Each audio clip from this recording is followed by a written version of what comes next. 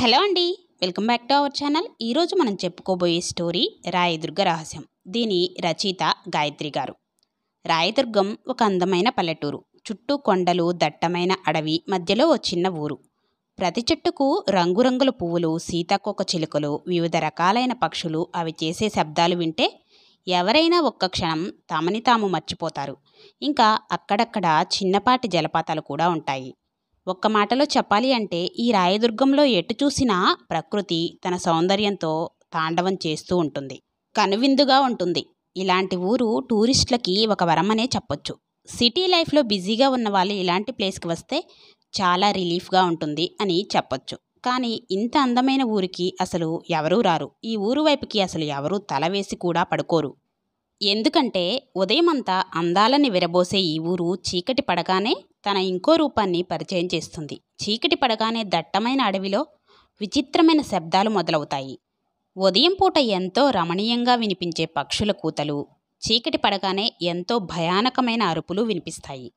నక్కలు విచిత్రంగా కూతలు మొదలు పెడతాయి. రాయదుర్గంలో ప్రతి ఇంటి తలుపు మీద రేపురా అని రాసి ఉంటుంది.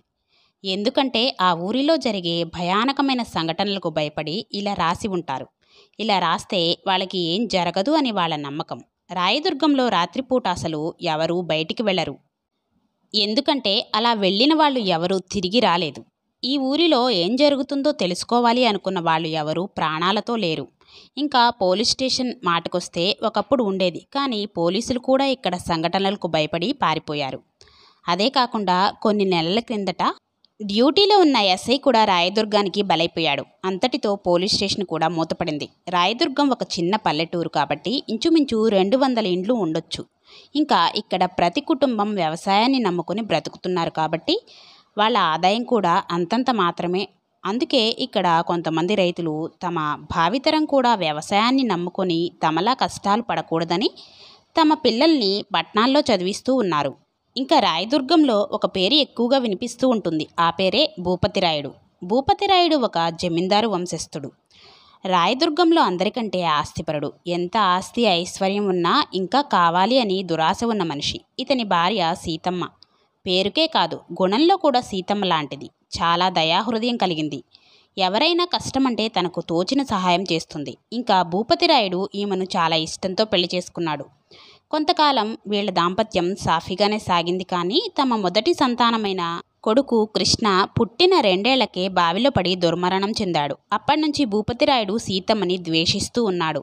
తన కొడుకు చావుకి సీతమ్మ కారణమని భూపతిరాయుడి ఉద్దేశం. ఈ ఘటన తర్వాత వాళ్ళింట్లో ప్రతిరోజు గొడవలే. ఇంకా వీరికి 2వ సంతానంగా గౌరి పుట్టింది. అందానికి మారుపేరులా ఉంటుంది. పట్నంలో చదువుకుని ప్రస్తుతం అక్కడే జాబ్ చేస్తూ ఉంది. భూపతిరాయుడికి ఒక తమ్ముడు ఉన్నాడు. అతని పేరు నంజుండరాయుడు. అన్న భూపతిరాయుడు పనులలో సహాయం చేస్తూ ఉంటాడు. వాళ్ళ ఆస్తులన్నీ చూసుకుంటూ ఉంటాడు. ఇతనికి వదిన సీతమ్మ అంటే చాలా గౌరవం. ఇంకా నంజుండరాయుడు భార్య లక్ష్మీదేవి, కొడుకు చంద్ర. కొడుకుని చాలా ముద్దుగా పెంచడం వల్ల ఎక్కువగా చదవలేదు. ఊరిలో జులాయిలా తిరుగుతూ ఉంటాడు. జమీందారు వంశస్థుడు కాబట్టి భూపతిరాయుడిని రాయదుర్గం ప్రజలు న్యాయ నిర్ణేతగా ఒప్పుకున్నారు. కానీ భూపతిరాయుడి మీద చాలామందికి మంచి అభిప్రాయం లేదు. కొంతమంది దృష్టిలో భూపతిరాయుడు ఒక కోపిష్టి, డబ్బు మనిషి, పిసినారి, క్యాస్ట్ ఫీలింగ్ ఎక్కువ. ఇలా చాలా ఉన్నాయి. అలాగే భూపతిరాయుడి మీద సదాభిప్రాయం ఉన్నవాళ్ళు లేకపోలేదు. అది ఒక మధ్యరాత్రి. చుట్టూ చీకటి కమ్ముకుంటుంది. కొంత దూరంలో 6 అడుగుల ఒక విచిత్ర రూపం గట్టిగా సీతమ్మ సీతమ్మ అంటూ వెంట వస్తుంది. సీతమ్మ పరిగెడుతోంది. ఆ విచిత్ర రూపం తరుముతూ వస్తోంది. సీతమ్మ ఊపిరి బిగపట్టి పరుగు తీస్తుంది. కానీ ఆ విచిత్ర రూపం చాలా దగ్గరకొచ్చేస్తుంది. సీతమ్మ పడిలేస్తూ ప్రాణం అరచేతిలో పెట్టుకొని పరిగెడుతోంది. ఆ విచిత్ర రూపం ఇంకా వేగంగా అరుస్తూ సీతమ్మ దగ్గరికి దూసుకొని వచ్చేస్తుంది. సీతమ్మ సీతమ్మ అంటూ ఆమె ఎడమ చేతిని గట్టిగా పట్టుకుంటుంది. ఒక్కసారిగా ఉలిక్కిపడి లేచింది. చుట్టూ చూసింది. ఇదంతా నా కల అని తనలో తానే అనుకుంటుంది. కుడివైపు చూస్తుంది. భూపతిరాయుడు గాఢ నిద్రలో ఉన్నాడు. గడియారం వైపుకు చూసింది. తెల్లవారుజాము 4 గంటలు. ఏంటిది ఇలాంటి పీడకలొచ్చింది అనుకుంటూ దేవుడి ఫోటోలు ఉన్న వైపుకు తిరిగి దండం పెట్టుకుంది. కొద్దిసేపు అలానే కూర్చుని ఏదో ఆలోచించింది. తర్వాత లేచి స్నానం చేసి వచ్చి తన తోటి కోడల్ని పిలిచింది. అమ్మా లక్ష్మి, లేచావా అమ్మా అంది. లక్ష్మి తన గది నుంచి బయటికి వచ్చి, ఎప్పుడో లేచానక్క, ఈరోజు వాకిట్లో ముగ్గు కూడా నేనే పెట్టాను అనింది. ఎందుకు ఈరోజు కూడా ఆ అమ్మాయి ఆశ రాలేదా అనింది సీతమ్మ. లక్ష్మి, లేదక్క, అది ఈ మధ్య పెద్ద పని దొంగ అయిపోయింది. ఈరోజు రాని దాని పని చెప్తాను అంది. వస్తుందిలే అమ్మ, పోనీ అని పూజగది వైపుకు వెళ్ళింది సీతమ్మ. అన్నట్లు ఆశ సీతమ్మ వాళ్ళ ఇంట్లో పని మనిషి, పేరుకే పని మనిషి, కానీ తను పెద్ద పని దొంగ. ఇంకా ఇంట్లో ఎవరూ గమనించినప్పుడు పప్పు బియ్యం లాంటివి కూడా దొంగచాటుగా దొంగిలిస్తూ ఉంటుంది. సీతమ్మకి ఇవన్నీ తెలిసి చూసినా కూడా చూసి చూడనట్లు వదిలేస్తూ ఉంటుంది. ఇంకా ఆశ భర్త సీనయ్య చూడడానికి అమాయకంగా చాలా గుణవంతుడిలా ఉంటాడు. కానీ ఆశల సీనయ్య చిల్లర దొంగ కాదు, అన్నీ పెద్ద పెద్దవి చేస్తాడు. ఇప్పటి వరకు భూపతిరాయుడి ఇంట్లో పోయిన బంగారమంతా సీనయ్య మాయం చేసినదే. జమీందారు వంశస్థులు కాబట్టి సీతమ్మ దగ్గర 7 వారాల నగలు కూడా ఉన్నాయి. సీనయ్య కళ్ళంతా నగల మీదే ఉంటుంది ఎప్పుడు. కానీ ఆ నగలని ఎప్పుడు కొట్టేద్దామనుకున్నా సీతమ్మ అడ్డుగా వస్తూనే ఉంటుంది. సీతమ్మకి సీనయ్య దొంగ బుద్ధి చాలా తెలుసు. ఈ విషయం గురించి సీతమ్మ భూపతిరాయుడికి చాలాసార్లు ఫిర్యాదు చేసింది, కానీ భూపతిరాయుడు సీతమ్మ మాటల్ని ఎప్పుడూ నమ్మలేదు. బదులుగా తనకే తిట్లు పడేవి. అప్పటినుంచి సీతమ్మ సీనయ్య మీద ఒక కన్నేసి ఉంచింది. సీతమ్మ పూజ పూర్తి చేసి వంటగదిలోకి వెళ్ళింది. ఆ పాటికి ఆశ వంటగదిలో ఉంది. తనని చూసి సీతమ్మ, ఏంటే ఆశ, ఈరోజు కూడా ఆలస్యమైంది? అదేం లేదమ్మా, రేపటి నుంచి పొద్దునే వచ్చేస్తాను అంది ఆశ. సరే సరే, పనులు చూడు అంది సీతమ్మ. అంతలో భూపతిరాయుడు కూడా లేచి స్నానం చేసి దేవుడు పూజ ముగించాడు. అలా బయటికి వచ్చి కుర్చీ మీద కూర్చున్నాడు. ఇది గమనించిన సీతమ్మ లక్ష్మిని పిలిచింది. అమ్మా లక్ష్మి, ఈ కాఫీ నీళ్లు కాస్త మీ బావగారికి అలానే మీ ఆయనకి కూడా ఇవ్వమ్మా అని చెప్పింది. లక్ష్మి కాఫీ తీసుకెళ్లి తన భర్తకిచ్చింది. తర్వాత భూపతిరాయుడికి ఇచ్చింది. భూపతిరాయుడు కాఫీ తాగడం మొదలుపెట్టాడు. అప్పుడే ఒక వ్యక్తి అయ్యగారు అయ్యగారు అని అరుస్తూ ఇంటి ముందుకు వచ్చాడు. ఏమైందిరా రంగడు, ఎందుకులా అరుస్తున్నావు అన్నాడు భూపతిరాయుడు. అయ్యగారు, సొరసేన స్వామిలోరు మిమ్మల్ని పంచాయతీ దగ్గరికి పిలుచుకొని రమ్మన్నారు అన్నాడు రంగడు. సరే సరే, నేను వస్తాను, నువ్వు పదరా అన్నాడు భూపతిరాయుడు. ఈ మాటలు విని సరే అయ్యగారు అని వెళ్ళిపోయాడు రంగడు. ఒరే నంజుండా అంటూ తమ్ముడిని పిలిచాడు భూపతిరాయుడు. అన్నయ్య పిలుపు వినగానే తన గది నుంచి బయటికి వచ్చి చెప్పండి అన్నయ్య అన్నాడు నంజుండరాయుడు. నేనలా పంచాయతీ వైపుకి వెళ్తున్నాను, నువ్వు కూడా రా అన్నాడు భూపతి. సరే అన్నయ్య పదండి అన్నాడు నంజుండ. ఇద్దరూ పంచాయతీ వైపుకి అడుగులు వేశారు.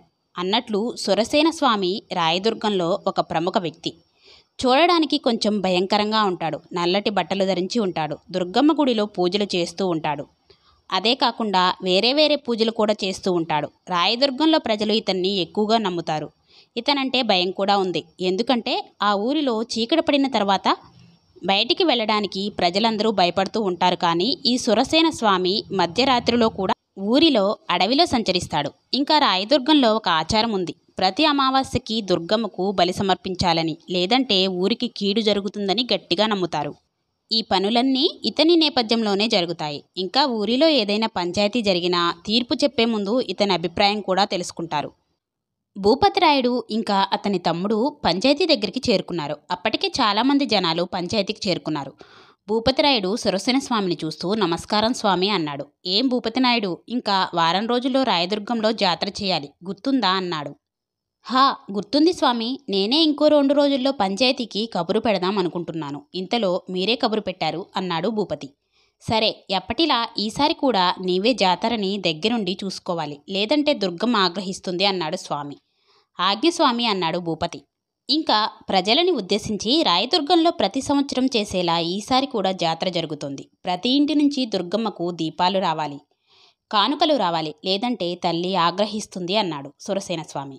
ప్రజలందరూ ఒక్కసారిగా తమరి ఆజ్ఞ స్వామి అన్నారు. ఇంకా పంచాయతీలో ఏదైనా చెప్పడానికి ఉందా అని ప్రజలని ఉద్దేశించి అన్నాడు సురసేన. ప్రజల నుంచి ఒక ధ్వని వచ్చింది. రాయదుర్గంలో స్కూలు పనులు అంటూ ఒకడు లేచాడు. వెంటనే భూపతిరాయుడు తనని ఎర్రటి కళ్ళతో దీటిస్తూ చూశాడు. ఆ చూపికి భయపడి ఆ వ్యక్తి ఇంకా నోరు మెదపలేదు.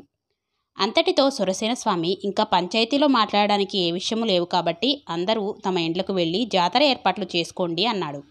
భూపతిరాయుడు ఇంకా అతని తమ్ముడు ఇంటివైపుకి అడుగులు వేశారు. దారి మధ్యలో అన్నగారు, జాతరకి రమ్మని గౌరికి కబురు పెట్టారా అన్నాడు నంజుండ. ఇంకా లేదు నంజుండ, ఈరోజు గౌరికి ఫోన్ చేస్తాను అన్నాడు భూపతి. అన్నట్లు రాయదుర్గం మొత్తంలో రాయుడుగారి ఇంట్లో మాత్రమే ఒక ల్యాండ్లైన్ ఫోన్ ఉంది. ఇంటికి చేరుకున్నారిద్దరు. భూపతి ఫోన్ తీసి పట్నంలో ఉన్న తన కూతురి గౌరికి ఫోన్ చేశాడు. గౌరీ అసలు నిద్ర లేవనే లేదు. ఇంకా ఫోన్ రింగ్ అవ్వడంతో విని మత్తులోనే ఫోన్ తీసింది గౌరీ. హలో గౌరీ నేను అన్నాడు భూపతి. టక్కుమని లేచి చెప్పండి నాన్నగారు అంది గౌరీ. ఇంకో వారం రోజుల్లో ఊరిలో జాతర ఉంది. ఒక 3 రోజుల ముందే రావాలి అన్నాడు భూపతి. సరే నాన్నగారు వస్తాను అనింది గౌరీ. సరే అంటూ ఫోన్ పెట్టాడు భూపతి. భూపతిరాయుడికి కూతురి మీద ఎంత ప్రేమ ఉన్నా బయటికి చూపించేవాడు కాదు. చాలా కటువుగా ఉండేవాడు. ఇటువైపు గౌరీ ఫోన్ పెట్టేసి ఆలోచనలో పడింది. అబ్బా ఊరికి వెళ్ళాలా అంటూ తనలో తానే అనుకుంటుంది. అసలు గౌరీకి ఊరు వెళ్ళడం అస్సలు నచ్చదు. సిటీ లైఫ్ కోసం కాదు, కానీ రాయదుర్గంలో జరిగే విషయాలు తనకి నచ్చవు. ఊరెళ్ళాలంటే భయం పట్టుకుంటుంది. కేవలం అమ్మా నాన్నల కోసం ఊరు వెళ్తుంది అంతే. ఎప్పుడు ఊరు వెళ్ళినా 2 రోజుల్లోపే వచ్చేస్తుంది. కానీ ఈసారి భూపతిరాయుడు 3 రోజులు ముందే రమ్మన్నాడు.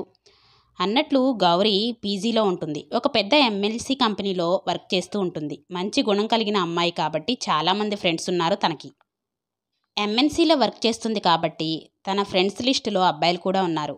గౌరీ, లత, కీర్తి, ప్రశాంతి, రాఘవ, వసంత్, నరేష్ వీళ్ళంతా చాలా మంచి ఫ్రెండ్స్. ఇంకా ఊరు వెళ్ళడం గురించి ఆలోచిస్తూ ఆఫీస్కి రెడీ అయిపోయింది గౌరీ. ఆఫీస్కి వెళ్ళిన వెంటనే మేనేజర్ దగ్గరికి వెళ్ళి 1 వీక్ లీవ్ అడిగింది. ఎప్పుడో కానీ లీవ్ అడగదు కాబట్టి గౌరీ అడగగానే లీవ్ ఇచ్చేశారు. ఇంకా వర్క్ స్టేషన్ వైపుకి అడుగులు వేసింది గౌరీ. మొహంలో ఏమాత్రం వెరుగులేదు. ఇది గమనించిన తన ఫ్రెండ్స్ హే గౌరీ ఏంటలా ఉన్నావు అన్నాడు రాఘవ. గౌరీ ఏం లేదు అని చెప్పి తన సిస్టమ్ దగ్గరికి వెళ్ళి కూర్చుంది. ఇది చూసి లత ఇంకేముంది రాఘవ, వాళ్ళ ఊరు నుంచి ఫోన్ వచ్చుంటుంది, అందుకే డల్ అయిపోయింది అంది. అప్పటికే గౌరీ తెచ్చిన బిస్కెట్స్ మొత్తం ఖాళీ చేసిన ఆనంద్ ఫోన్ వస్తే మాట్లాడడం ఎందుకు, కట్ చేయొచ్చు కదా అని ఒక కుళ్ళు జోకు వేస్తాడు. కానీ కొంచెం సేపు ఫీల్ఫుల్గా వదలండి తనని అన్నాడు రాఘవ. ఎప్పట్లాగానే లేటుగా ఆఫీస్కి వచ్చాడు నరేష్. ఏం నరేష్ మేనేజ్ సార్ మంగళహారతి పెట్టారా అంటూ లేచింది కీర్తి. డల్గా కూర్చున్న గౌరీని కాఫీకి తీసుకెళ్లాడు రాఘవ. రాఘవ ఇంకా వసంత్ ఈ మధ్యనే జాయిన్ అయ్యారు ఎంఎన్సీకి. కానీ చాలా తొందరగా గౌరీ ఫ్రెండ్స్ లిస్టులో చేరిపోయారు. చెప్పాలి అంటే రాఘవ ఇంకా గౌరీ బంధం ఫ్రెండ్షిప్ కంటే ఎక్కువే. కానీ ఇద్దరూ బయటపడలేదు. తమ మనసులో ఫీలింగ్స్ చెప్పుకోలేదు. గౌరీని కాఫీకి తీసుకుని వెళ్ళిన రాఘవ జరిగిన విషయం తెలుసుకున్నాడు. హరే ఇంత చిన్న విషయానికి మొహమలా పెట్టావా? ముందే నీ మూతి చిన్నగా ఉంటుంది, ఇప్పుడు ఇంకా చిన్నగా అయిపోయింది అంటూ ఏడిపించాడు. దాంతో నవ్వేసింది గౌరీ. సరే అంటూ రాఘవ ఫ్రెండ్స్ అందరికీ ఒకసారి రమ్మని కబురు పెట్టాడు. అందరూ కెఫ్టేరియాకి వచ్చారు. ఫ్రెండ్స్ ఈసారి గౌరీతో కలిసి మనమందరం వాళ్ళ ఊరు వెళ్తున్నాం సరేనా అన్నాడు రాఘవ. ప్రశాంతి భయపడుతూ అమ్మో వాళ్ళ ఊరికా, నేను రాను, నాకు భయం అంది. హే రాయదుర్గం గురించి నేను చాలా విన్నాను, ఐ ఆమ్ సో ఎక్సైటెడ్ అన్నాడు వసంత్. అవును అక్కడ భోజనాలు కూడా బాగుంటాయి అన్నాడు ఆనంద్. ఈ ఎండలో ఎందుకు లేరా అని లేజీగా అన్నాడు నరేష్. ఫ్రెండ్స్ ఎలాగో రేపు మనం మన ఫ్రెండ్షిప్ కోసం గౌరీ కోసం వెళ్తున్నాం, వస్తారా లేదా చెప్పండి అన్నాడు రాఘవ. అందరూ కొద్దిసేపు ఆలోచించి సరే వెళ్దాం అన్నారు. అందరూ ఒప్పుకున్నారు. కానీ ఊరిలో నాన్న భూపతిరాయుడు ఏమంటాడో అనే భయం గౌరీలో లేకపోలేదు. సరే నేను మన మేనేజర్ దగ్గరికి వెళ్ళి లీవ్కి ఒప్పిస్తాను, ఈరోజు నైట్ అందరం బయలుదేరదాం అన్నాడు రాఘవ. సరే అంటూ వర్క్ స్టేషన్ వైపుకి అడుగులు వేశారు అందరూ. రాఘవ మేనేజర్ దగ్గరికి వెళ్ళి పర్మిషన్ కూడా తీసుకొని వచ్చాడు. ప్రశాంతి రాఘవ దగ్గరికి వెళ్ళి అడిగింది. ఏంటి రాఘవ, గౌరీ మీద ప్రేమ చాలా ఎక్కువైపోయింది, ఏంటి సంగతి అంది. అదేం లేదు అన్నాడు రాఘవ. ఏమీ లేకపోతే చేతిలో ఆర్జీ అని టాటూ ఎందుకు వేయించుకున్నావు అంది ప్రశాంతి. రాఘవ కొంచెం తడబడ్డాడు. ప్రశాంతి నిన్ను ఆనంద్ పిలుస్తున్నాడు చూడు అంటూ బయటకు వెళ్ళిపోయాడు. సాయంత్రం 7 అయింది. అందరూ తమ లగేజ్ ప్యాక్ చేసుకుని రెడీ అయ్యారు. రాఘవ కారులోనే అందరూ వెళ్తున్నామని డిసైడ్ చేశాడు రాఘవ. అందరినీ పికప్ చేసుకుని సిటీ నుంచి నైట్ 9ంటికి బయలుదేరాడు. ఎంతో సరదాగా వెళ్తున్న ఊరు చక్రవ్యూహం లాంటిది అని ఎవరూ గ్రహించలేదు. ఈ స్నేహితులెవరు ఎవరైనా అభిమన్యుల్లా ఆ చక్రవ్యూహం ఛేదిస్తారా, లేదంటే ఆ రాయదుర్గం వ్యూహానికి బలైపోతున్నారో వేచి చూడాలి.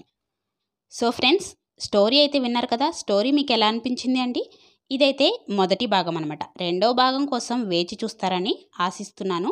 స్టోరీ నచ్చినట్లయితే లైక్ ఇచ్చి మీ ఫ్రెండ్స్ మీ రిలేటివ్స్కి షేర్ చేయండి. నా ఛానల్ని ఫస్ట్ టైం ఎవరైనా చూస్తూ ఉంటే సబ్స్క్రైబ్ చేసుకొని సపోర్ట్ చేయండి.